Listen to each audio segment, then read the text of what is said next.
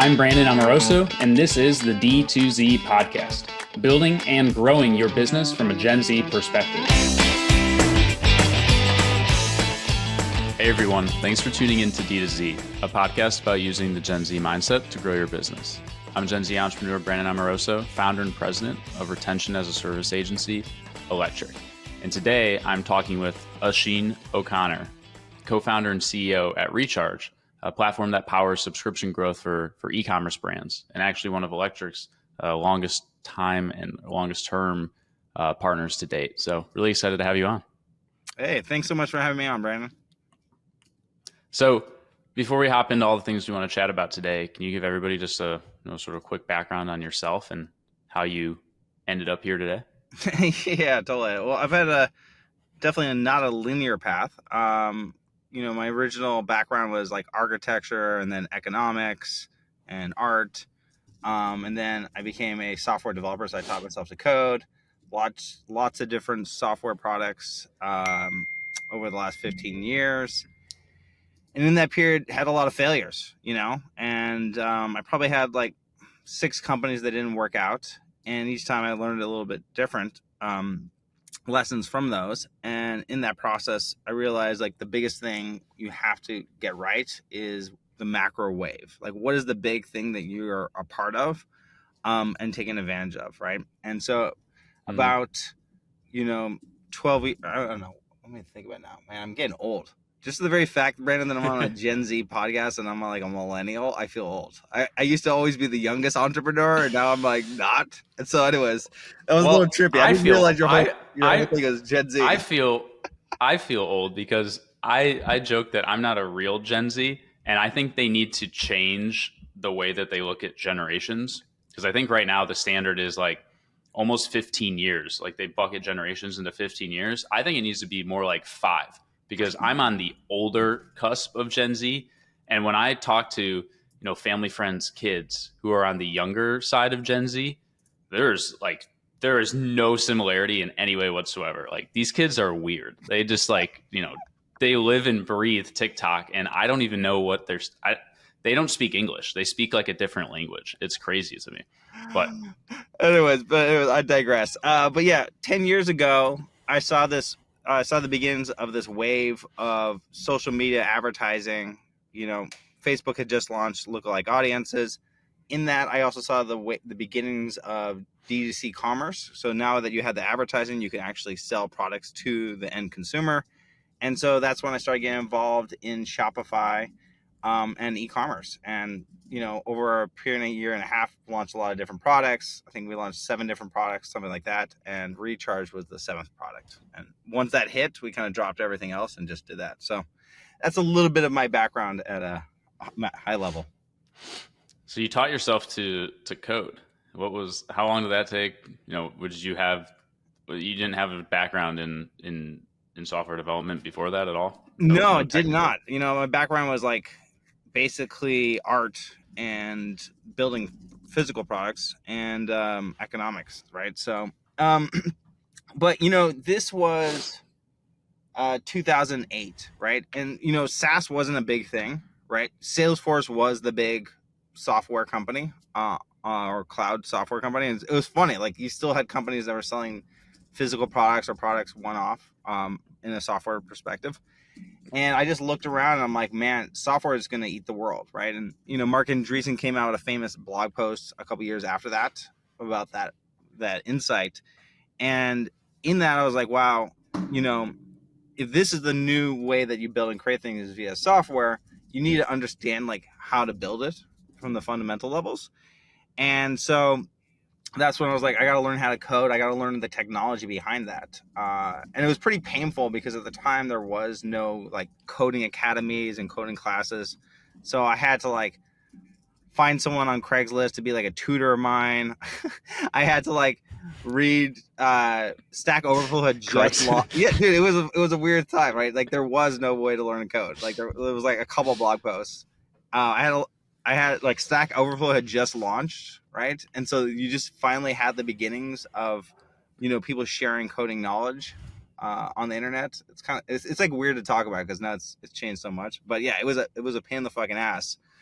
But what I realized is like there was a cohort of people like myself in the the 2000s that didn't learn coding in school and learned it after the fact, and those were all like a lot of times the best coders because they're just so determined, Yeah, because they overcome all these things. So yeah. that's interesting. And Craigslist for coding, that is awesome. I mean, there was just, yeah. It was a weird relationship I had with my coding tutor too. It was like, I was like, That's awesome.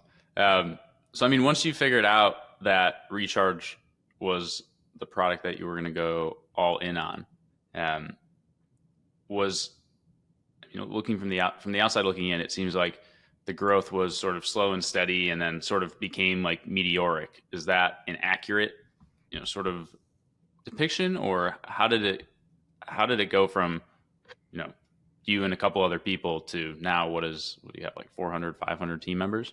yeah, totally. It's always funny. It's like, people are always like, oh, X thing was like a overnight success, or it was meteoric.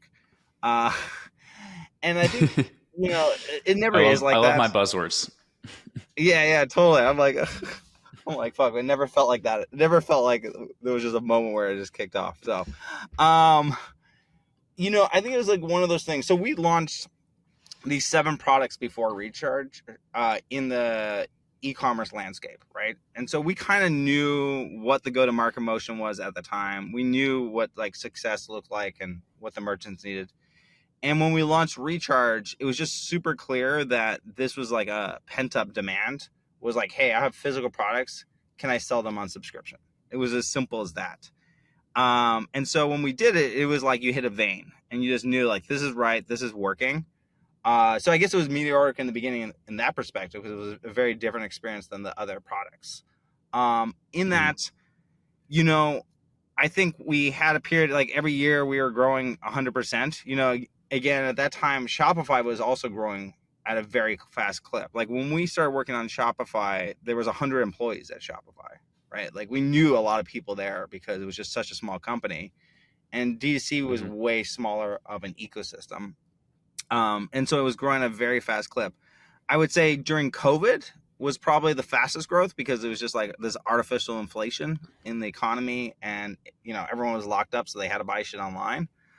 So maybe that was the meteoric point that you're thinking of, Brandon. Yeah. But it was still very fast growth before. So What was it like having to work within an ecosystem that wasn't necessarily ready for your product yet from like a technical standpoint? Because there was a lot of workarounds that you had to do with the platform to make it sort of work within the Shopify structure at that point. yeah, I mean, so I think like it was like, I mean, like everything in business is a schlep, right? Like it's like work, right? So it's like you have to be willing to do the work. And oftentimes the best opportunities, it's like everybody sees the opportunity, right? It's not like you have an amazing idea that no one else sees. It's just like you're the one that's Yeah. willing to like get in the muck and do the work, right? So I think for, subscriptions, like I can't tell you how many people were like, "Oh, I thought about that," or I was going to do that, or whatnot. And the reality is, like at those early days, it was just really hard from a technical perspective and a product perspective to make it happen, right? Like here's a little anecdote of like how hard. So when we launched, there was like, I don't know, maybe 8 or 9 competitors in the market, and at the time, merchants just wanted it to be easily installed, right? Like that's what they cared about. Like these were small merchants getting going. They're like, I want to click one button, I want it to be installed, I'm launched, I'm good, and never think about it.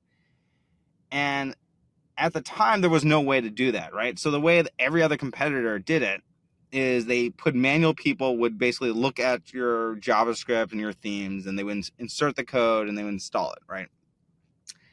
And what would happen is that would be like a 2-day process, right?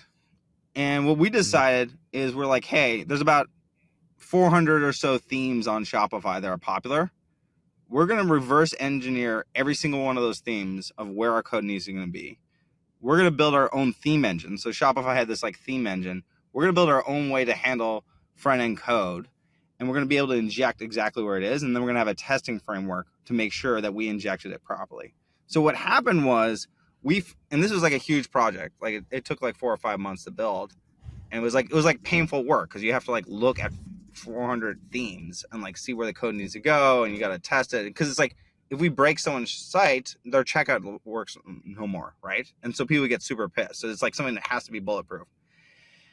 And so we made it, basically, long story short, we made this process so that you could click a button and the code was just installed for 90% of stores.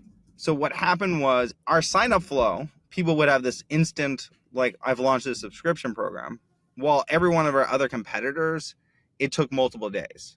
And like that was like our secret sauce early days, right? So it was like a huge slap from a work perspective and a technology perspective, but because of that, we unlocked the value, right? And I think, you know, even today, a lot of the stuff that we're working on is like really hard because like, and it's really obvious what people want. It's just like executing is really hard, right? So, yeah. And how are you sort of extracting those insights around what the customer wants? Are there, is it just they're very loud with the requests and features that they need? Because I'm sure there's certain things that, they might be asked for a lot, but they don't actually provide that much value. And one thing I recently ran into was this whole like gift to subscription thing, which even I sort of fell into the trap. I was like, oh shit, like this platform doesn't have it. Maybe we shouldn't go over or shouldn't consider it for this brand who really wants it for some reason. But then you actually look at the numbers and like who's gifting their upcoming order to somebody else. I'm just going to skip it. I'm not going to send I'm not going to pay for an order to send it to somebody else. Yeah.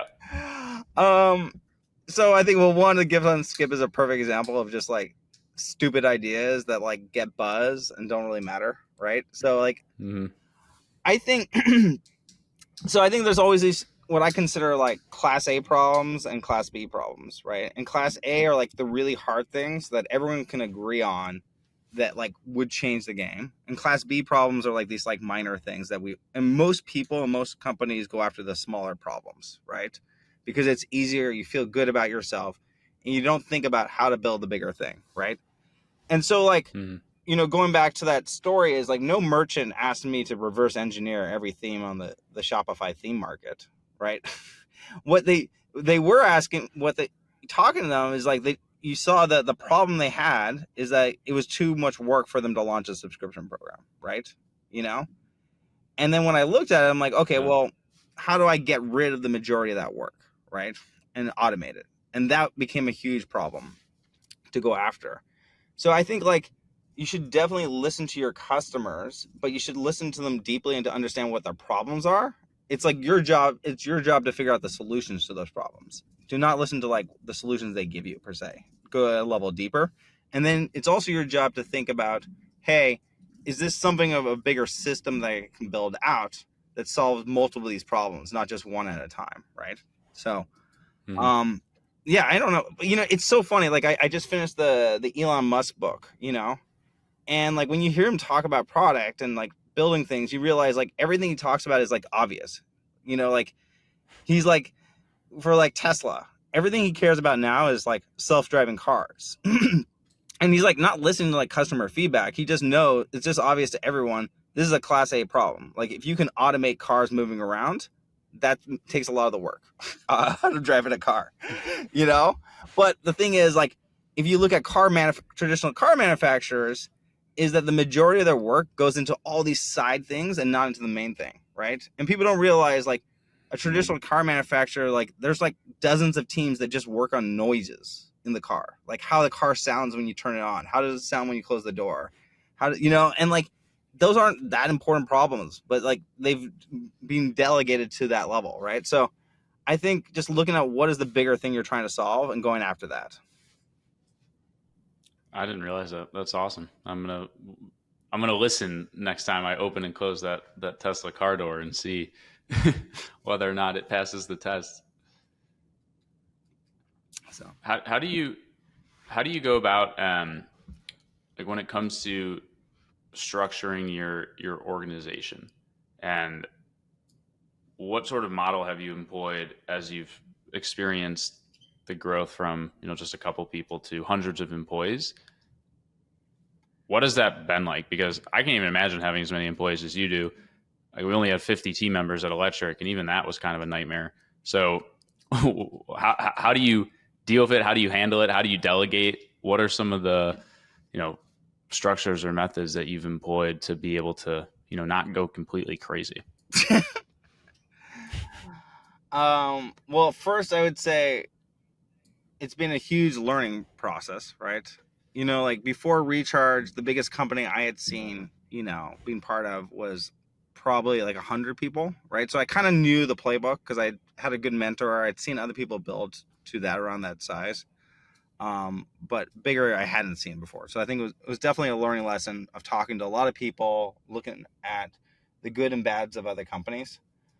Um, I think there's like a couple things I think about a lot. Is one, in organizational structures, there's this rule of three.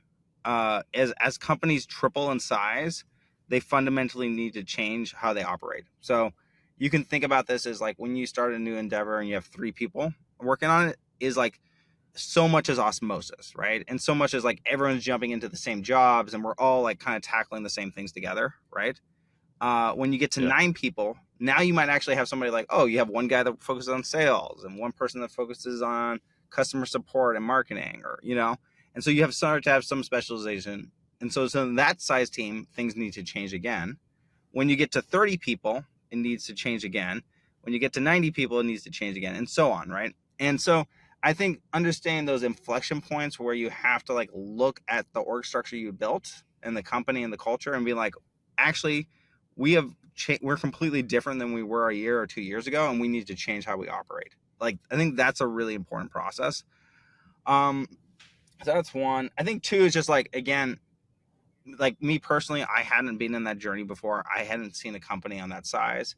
So bringing in really good people that you can trust, that have and help you grow into it, I think is really important, right? It's like, there's an old saying, if you haven't gone down a path before, find someone who's gone down that path and they'll be your guide. Hmm. Um, and then I think the last is just probably like constant, for me, is being like constant humility and reflection, right? Being humble of like what I know and what I don't know. So like, hey, these are things I don't know that I'm starting to do on.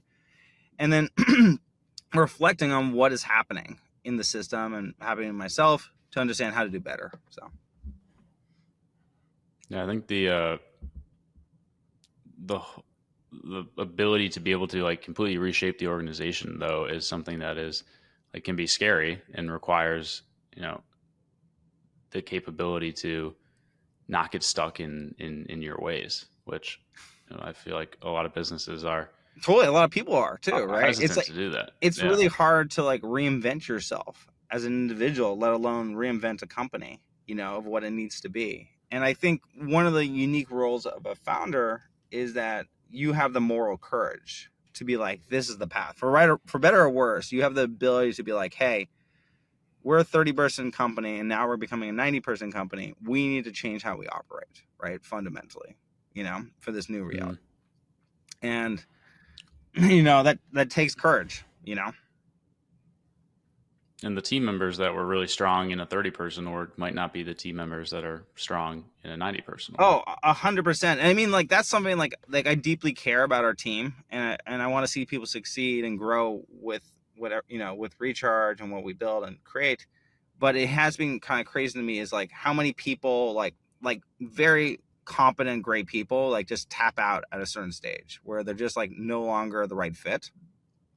And you know, in this journey, there's only probably a couple people in the whole company that actually like were successful at multiple stages.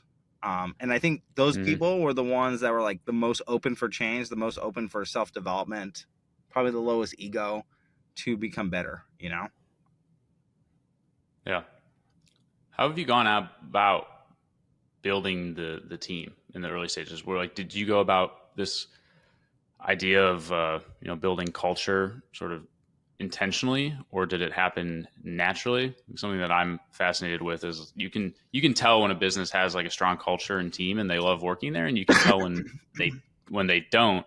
Like, how does that happen? Is it intentional from the founders, or is it more organic?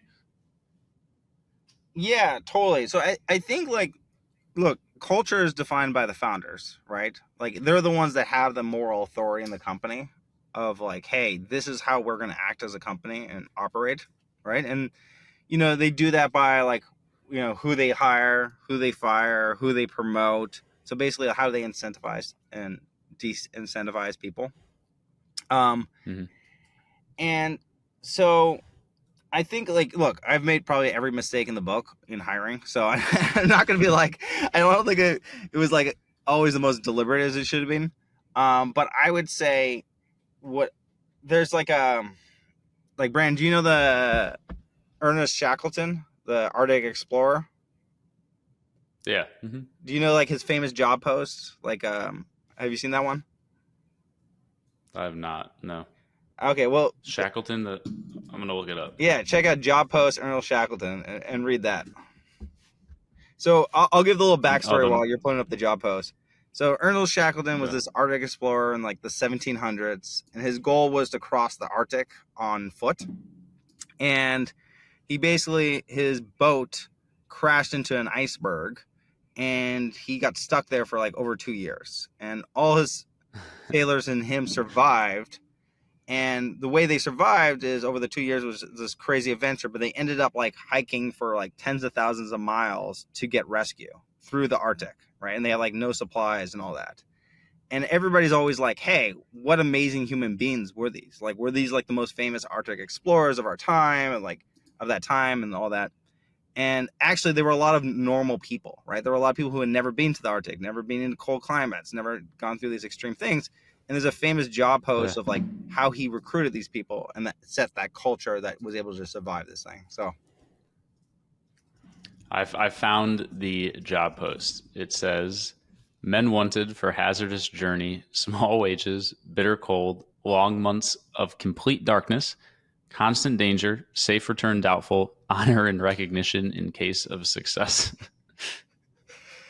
so That's I, awesome. I think the best thing best lesson I've learned from culture is one is how do you polarize things of like what you want, and that Yeah. endurance job post is an amazing thing, right? He's polarizing like here's the realities of what we're doing, the most extreme. Like now, they actually did go through the most extreme. Most companies don't go through the most extreme situations, but by doing Mhm. that, you want people to look at your job posts and be like, oh my god, that sounds like a terrible company. I would never want to do that. That's but then you want that 1 out of 100 to be like, oh my god, that's what I've been looking for. That's the thing I'm going to give my blood, sweat, and tears into, and that's exactly what I want.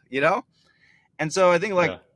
as a leader, the more polarizing you can be around culture, around what is the opportunity, what are you going after, who are the right people for it, people will opt in and opt out, and that will do a lot of the work for you. Hmm. Sort of making sure that you're weeding out, everybody rather quickly and getting down to the 5% that might actually be Yeah, or the right good fit, or and it's better applicable for for the everybody, role. right? You know, it's like it creates alignment, right? Like I think we're all like on this earth to do something great, and we all need to be in like the right situation, and not every company is the right situation. And I feel like too many people are afraid to be that polarizing force of like, hey, this is what we're going to be great at, and like if you want that, you should join us.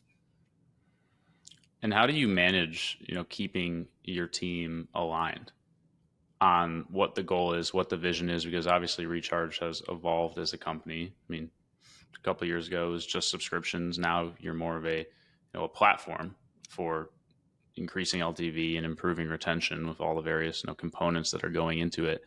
How do you maintain that level of everybody's rowing in the same direction? Totally. Well, I think it's changed because it's when we were like, let's go back to the org structure idea. Like when we were 3 people, it's so easy to be aligned because everyone's talking to the customer, everyone's building, everyone's like answering support tickets, right? And then as you get bigger, Hmm. it changes how you have to align people, right?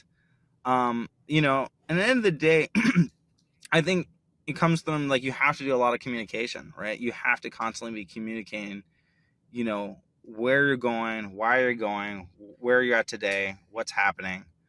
And I think one thing we've learned a lot recently is just we do more in persons than ever before. Like we were always a remote company, but we've realized to create that alignment, especially at our scale, we have to have teams meeting up all the time. um, you know, and it's also funny. It's like people are like moved out of this like everyone's been like very anti-meeting recently. Like that's like the big ethos, Brandon. And I'm like, Yeah.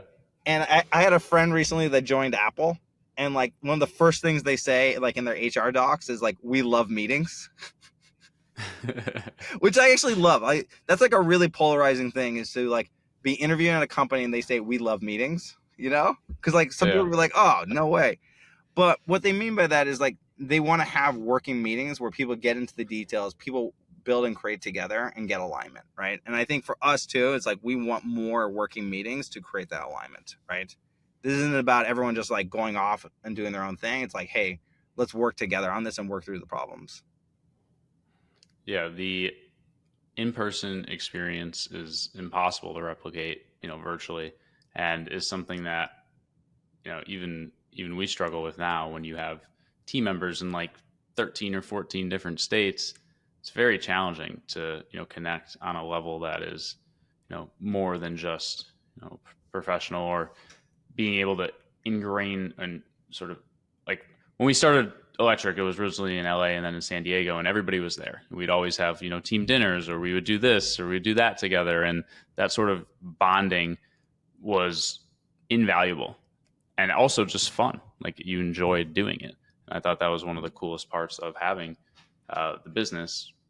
But when you're fully remote and you don't put in the time and effort like you are to bring those people together, I feel like there's a big gap. And I actually have numerous people, especially my age and younger, who are like, we don't want to work at remote only companies, because that's a huge component of your like social environment and setting. If you're just graduating school, do you really want to go back to your parents' house and work from 9 to 5 on Zoom all day, and then not have friends that you meet at the office and stuff like that? Um, so I think it's funny how quickly things change, because everybody's like, oh, remote work is the future, and everybody's never going to go back to the office. And now even employees are saying we want to return to the office. Yeah, no, well, one, I would say if you're just starting your career, I think remote work is a terrible career decision. Um, and I think the reason why is that you need to be in the office, you need to be next to other people and learning your craft, And Mm-hmm. the only way you're going to get that true mentorship and personal development like is by being close to people, right? And just seeing like what's working, what's not. So like we actually don't really hire a lot of young people because of that reason. It's just really hard to develop talent remotely, right? And there's certain roles you can do it, but like a lot. I'm talking more in generalities here. So I definitely agree with that. I also think that one of the challenges we found is when so much of communication is nonverbal, right? It's like people sensing things. It's people like going on a walk with somebody, and just like the way they walk, you can sense like, oh, they're going through something in their life, or there's some underlying issue. And when you're always on a Zoom call, like you don't get that same level of communication and understanding with a person. And then you also Yeah. don't get what I would consider like there's these things where you think like, hey, we have to have a meeting to talk about X, right? And then there's things like, hey, over water cooler, hey, there's something on the back of my mind that's kind of been gnawing at me, right? And no one sets up the meetings for those things on the back of their mind, but oftentimes those are the most important things to talk through, you know.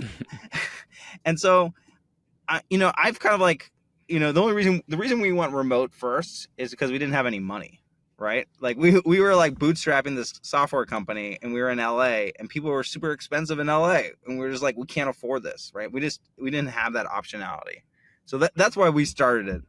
And I think the reason we keep it is like we still get a lot of great talent, and there's a lot of great people all around the world. Mainly we focus in North America because like once you start going international, it's just really hard to bring people in.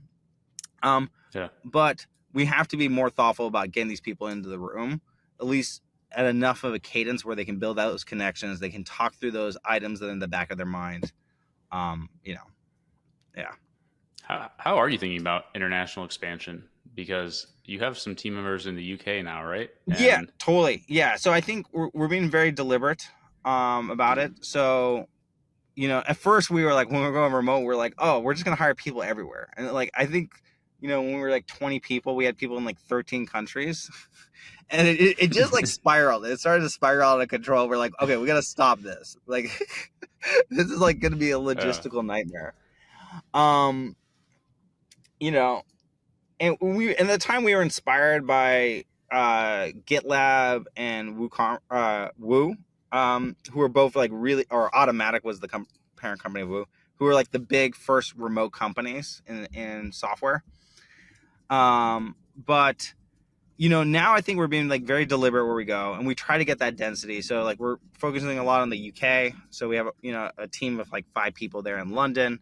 Um, we're not trying to hire people all around randomly, because you want to have at least if we can as a whole company meet up, at least that group of people can meet up in person. So And are you thinking about, like, is most of Recharge's business still in North America now? Are there specific, regions that you've identified as potentially high growth for you?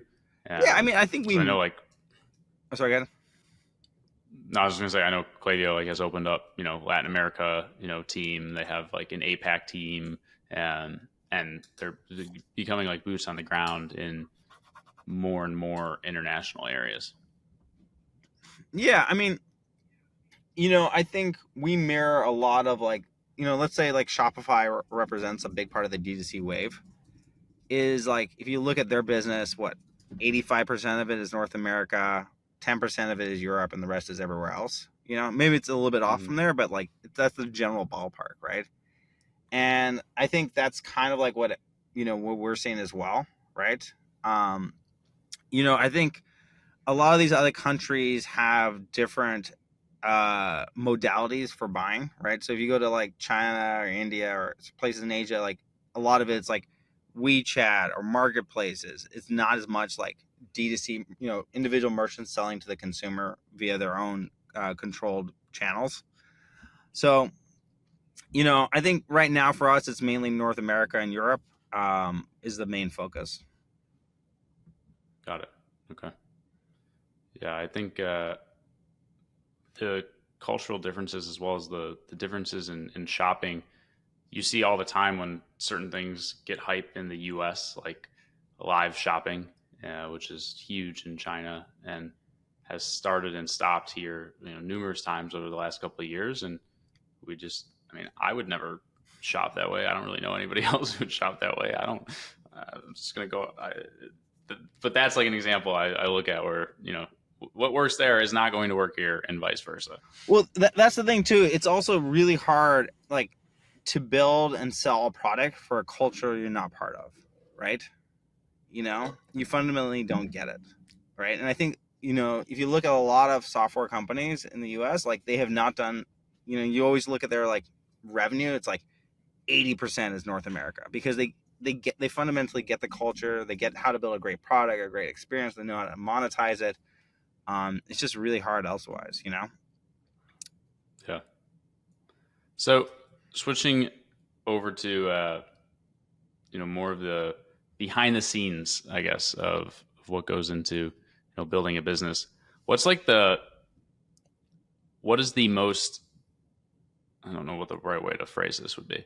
Like, what was the scariest or most like gut wrenching moment of your entrepreneurial journey where you were just like, holy shit, like I'm fucked. Like this is not going to be good. Um, Well, yeah. So there was this period where like I had this like startup that kind of like petered out, and I looked around and I was like, hey, what am I good at, skill wise, and what I'm not good at. And I found my co-founder mhm. Mike Flynn, and he's really good at like I'm always good at like taking things from like 0 to 80, and he's good at taking from 80 to 100. I just like intellectually get bored, and he's just like one of those guys that could knock through a problem and just not leave his room for weeks, right, on one thing. And That's yeah, awesome. so we kind of like we balance each other out. We push each other in different ways, and so it was very clear to me like, hey, this is the guy that I need to build a company with, and like whatever we do will be successful because we have the right ingredients. Um, and in that process, we were like, okay, we basically were both running out of savings, and he was like living in his apartment, and he was realizing like he only had like a couple months left of savings, and he was gonna have to move him back with his parents. And he was basically like, hey, once I do that, I'm just going to give up. I'm going to get a job, you know? And like, it was like, I was like, fuck, man, I really don't want a job. I don't think I'm a good employee. So I really don't want a job. So we got to make this entrepreneurship thing work. And literally, like, every day when I go to his apartment to work, he would pack more things. So like more items in his apartment would get packed because he was getting ready to give up. And I could tell when we had like a good week is when less things were packed, and when we had a bad week, more things got more packed. And that was the most stressful point of my life, because it was like, is this entrepreneurship thing going to work or not? And it was like, we had to figure out how to start paying for Mike's rent and then my rent at the same time. So we both didn't need to get jobs. And at that point, you get real bare bones, like what you care about, what you're willing to do to make money. So that was the most stressful. It was like That's awesome. existential moment. So. You really went for it. That's great. I mean, yeah, it was like I was trying to convince Mike to become an Uber driver to like prolong the so he didn't have to move in with his parents. And he's like, dude, if I become an Uber driver, I've just given up. I might as well be an employee. No offense to Uber drivers, but just like that was where Mike's cutoff point was. I was willing to be an Uber driver to make money, but everybody's got their cutoff point. How did you meet him? How did you get introduced to him? Because picking a co-founder is like getting married, and if you pick the wrong one, it's not going to be a great time. So, and you obviously have had a lot of longevity. I think Recharge, you technically officially started in 2014. So you're almost coming up on 10 years. Yeah, totally. So it totally is a relationship, and so I think it's one of those things.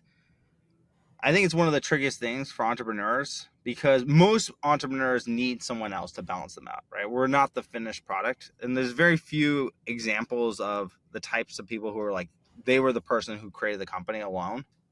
Usually those people are just unbalanced and it doesn't work out.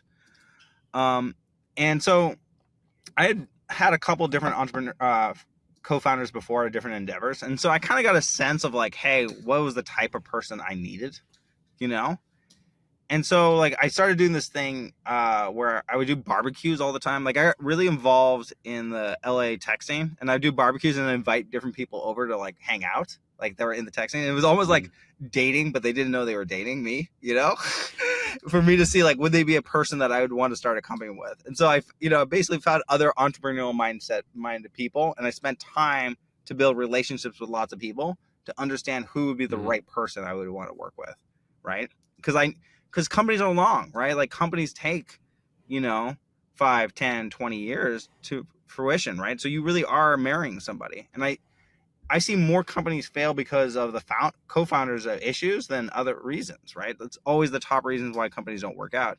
So my mindset was like, how do I like get to know lots of people that could become that co-founder and build a relationship over time, so that when I am ready, I have that person to work with. And how do you delegate responsibility? Like, did it evolve over time, or did you know pretty specifically he's going to do this and I'm going to do that? I think it's like any relationship. It ebbs and flows, like who owns what and who does what, right? Based on the needs of the company. But I think always like I was more of the product go-to-market mindset. He was more of the engineering mindset. Like I could code, and I was involved in the coding in the early days a lot. But, he truly enjoyed the craft of coding, like being an engineer. And I appreciate it. I just don't have the right temperament. So I think that was always like where the delineation was. And then I think our roles changed based on the needs of the company, and I think because we had a flexible relationship where we could deal with conflict and we can deal with adversity, we learned to like change how we work together, and we changed our roles in the company as we grew. And are you looking at, you mentioned 5, 10, 20 years. Are you looking at Recharge as a 20-year company, a 30-year company? Like what's your pie in the sky long-term vision for, and yes, I love my buzzword. So pie in the sky. What's your long-term vision for where this is going? Yeah, totally. Well, I mean, I think right now our goal is to be the key platform for subscription first companies. We want to give those companies the insights into their customers, and we want to give them basically the automations around retaining, growing, and acquiring customers, right? So that's like where our focus is a product and a company. I think, how long that journey is, I don't know. I always feel weird with that question, Brandon, because it's like, I feel like I go back to like my 18-year-old self in high school, like, what do you want to be when you grow up? You know? What did you And what did you want to be when you were 18? I have no clue what I said. I don't think I knew, like I thought I wanted to be an artist, and then I wanted to be an architect, and then I wanted to be economist. Economist lasted for like a fucking month. I just got stuck for the classes. And then I wanted to get into business. That was the path. But I think for me is like, we're 450 people, growing fast. I think there's a lot of interesting things happening in commerce right now. I think commerce is getting reinvented in a lot of ways based on the new world we're in. And, I'm just excited to build in that and build a great company. And then where that goes, I don't know. Mhm. That's been my thought from day one, is just like, how do you build great things? How do you build with people that you enjoy working with?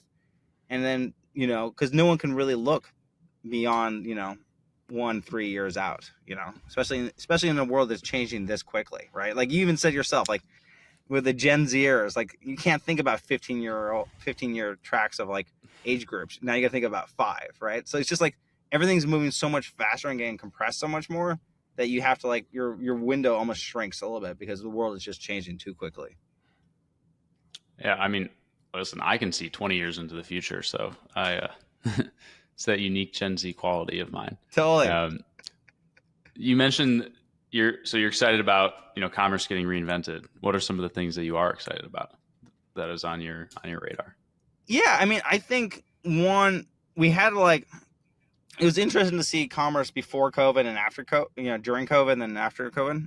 Is like, I think we Mm, had a lot of bad practices that came out, a lot of companies that just didn't make money, right? They didn't focus on how to build a great product, how to sell to the customer, have a great unit economics. There was a lot of noise in the space. And I started to see like everything's adjusting, where people are like, hey, how do I just build a great company, right? That sells a product that customers love, right? And so I'm excited that that noise is leaving the system and people are just focusing on that. Um, I think that there has been so much change from, with the iOS updates to advertising, top of funnel to saturation of attention in some ways, to merchants having to go multi-channel. Now they have to go retail, Amazon, and D2C. That really, like, the way that you succeed is changing, right? And what are those playbooks are still being determined now, right? And so my belief system is that the merchants that get born in this new period are actually going to be bigger than the merchants of the previous period, because they're going to have better economics. It's going to be harder, which means there's going to be more of a moat. And so the ones that mm, do figure it out are going to hit that scale of high levels. And we're seeing this ourselves. Like, there's merchants doing hundreds of millions of dollars in GMV that are profitable. They're making good money and growing at good clips, and they've never raised money, right? And I think those are like going to be more the aspirational than like, hey, how do I raise $100 million, $200 million to juice a company that maybe shouldn't have that kind of capital put into it. yeah, there is no reason there needs to be 7,000 coffee brands. There's no reason there needs to be there's a lot of saturation in some of these Yeah, and particular totally. And it got verticals. so cookie cutter. Like, we would see it like, we would see like someone who's like a market leader that would use recharge. We would then see, like, once they kind of shown like the path, they would get like 20 or 30 copycats, right? They would all do the same tech stack, the same advertising strategy, the same like look and feel of the website. Like, everything was the same, right? And it just like kind of like sucked the oxygen out of the room, right? Where it was just like, it was so cookie cutter that no one made money out of it in the process, right? And I think that's bleeding away, because to be that market leader, you actually have to work out a different way than you historically did. Historically, you just needed to be Mm, really good at acquisition of the customers on Facebook and have a decent product. Now it's so much more, mm. right? It's so much more sophisticated. And so that's when I think the moats have gone up, of like how hard it is to scale and be successful as a DTC company. But if you do hit that, then you have way higher upside, because you don't have 20 copycats that just do exactly the same thing as you. Yeah, so much more attention and detail has to go into the customer experience now. especially after that first order, than ever before. And I Oh think yeah, totally. that'll, Like, you know, it's like who can have the highest lifetime value, right? Like if you can figure out how to make the most amount of money per customer in your category, then you can outcompete everyone on the acquisition side. And those are the ones that are killing it right now. yeah. Well, I'm never starting a brand because it sounds like an absolute nightmare. But for those that do, I wish them the best. And sounds like it's a good time if they're willing to really roll up their sleeves and dig into the nitty gritty, and they're willing to do the work. And they can post an ad for a job like that guy that you mentioned. Yeah, right. Well, Brandon, it's all a schlep. I'm just gonna let you know. Like, I mean, It's like, all a schlep. you know, it's so funny. It's like we had our like our annual conference like a couple months ago, and I always judge things about how many people come up to me and say they don't want my job. Like I literally have people in the company like, wow, you have a really hard job. I really would not want to do it. And I think that's just the key with entrepreneurship. It's just really fucking hard. And you have to really want to do what you're doing. Otherwise, it's like there's easier ways to make money and easier ways to have a better quality of life, you know? Yeah. But I love being busy. So I There feel you like go. I would be losing my mind if I wasn't trying to do 4 different companies all at the same time. So maybe one day we'll get you to start a brand then, you know? Maybe that'll change, you know? Yeah, we'll see. Well, if I ever find something, I'll obviously be selling the subscriptions on Recharge. There So you go. that Love can it. be my product plug there. I do want to start another podcast though about, and I want to call it like the dark side of entrepreneurship, where we bring on. I think it would be especially good to bring on people who have had exits because they'll probably be more comfortable talking about the shit shows that went on in their businesses before that exit, and like just really get into some of the horrifying stuff that can happen behind the scenes, where like you get that phone call and you're just like, oh my God, I can't believe that, this lawsuit is about to happen, or we did this for this client. Like I remember we had a team member who was supposed to be this like rock star, email and SMS person that was going to take over our department, and they didn't check the mobile version of the Klaviyo email. They only changed the desktop version, and they had cloned a campaign from like 2 weeks ago. So they send out this email, and the desktop is correct with the whatever the Black Friday promotion, and then the mobile one was some email from 2 weeks before that. And this is when we were like hyper growing, and I was trying to delegate, and I was like, I thought I was going to throw up. It was just nothing that I could say to the client. I'm just like, I'm sorry, we're just going to move on here. But stuff like that. That's what I want to. I love it. I would love to listen to that podcast, and when Recharge does exit one day, I'd love to join and tell you probably like 6 other things that were like horrifying in my process. So that I could not say publicly. Well, we will definitely make that happen. So thank you so much for coming on. Before we hop off, for everybody that's listening, can you just let them know where they can find you or Recharge online? Yeah. So it's rechargepayments.com. Also, always feel free to follow me or hit me up on LinkedIn.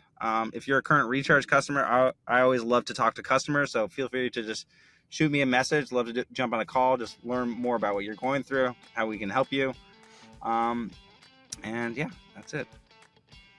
Awesome.